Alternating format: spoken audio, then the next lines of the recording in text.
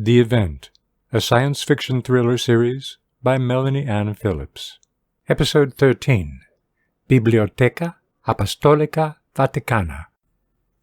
Religious leaders found themselves in high demand once the shock of the first hour had turned to incomprehension.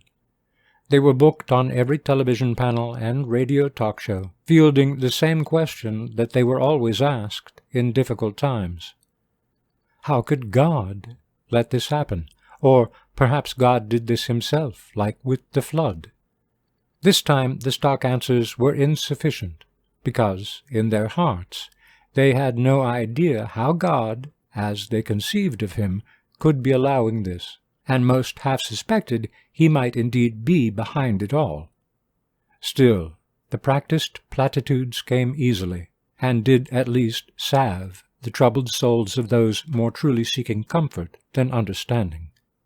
But it was the officials of every religion who worked behind the scenes that bore the brunt of event-driven stress. They were responsible for the bank accounts, the priceless relic inventories, historic records, works of art, and, common to all of them, their vast libraries of religious and secular literature. Chief among these was the Catholic Church, which, it was widely acknowledged, had amassed a collection of more than 150,000 manuscripts and 1.6 million printed books in its apostolic library in the Vatican, as well as rare coins, prints, drawings, and photographs. In 2010, the BAV, Biblioteca Apostolica Vaticana, began a long-term project to digitize the entire collection, which had only recently been completed. But now, rather than preserving the information contained in the originals, the digital record would be just one more future casualty of the event's coming passage. Many of the most important libraries had further guarded their collections against catastrophic failure by backing them up with state-of-the-art 5D crystal storage, which could hold 360 terabytes on a single chip for, it was estimated, billions of years. Unfortunately, the fused quartz medium itself was heavily manufactured and not expected to survive the event.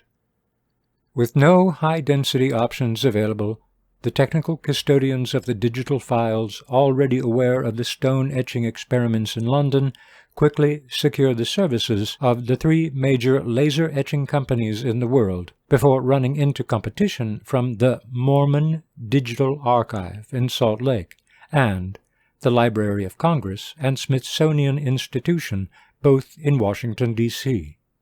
Lesser and/or less nimble organizations found themselves contracting with smaller and smaller firms capable of handling low-volume orders with a quick turnaround, leaving it all but certain that a great portion of their irreplaceable works would be lost within a day's time.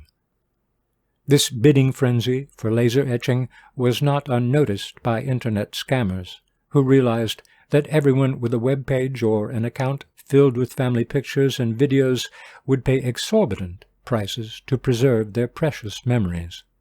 Before the second hour was out, thousands had given their money, without question, to companies sending emails promising a quick turnaround so as to receive their permanent records before the event reached their door.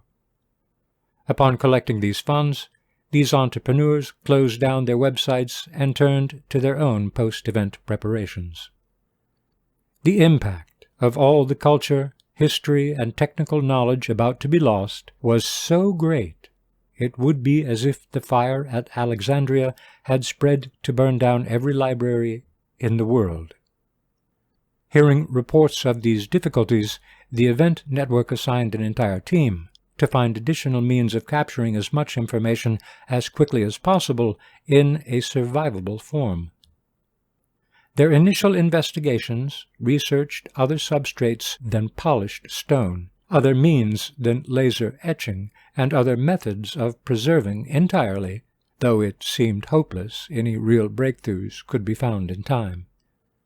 There was one truly useful suggestion that an international clearinghouse should be established to determine where collections of different institutions might overlap, allowing for less duplication and more time for truly unique holdings. Accordingly, participating organizations put their first efforts into the most meaningful and singular items, then deferred to the interdisciplinary committee for guidance as to their next priorities. Read the entire event series in paperback, audiobook, or for your Kindle on Amazon at the link in the video description below. Your narrator is Don Warrick. The event series is written and copyrighted by Melanie Ann Phillips.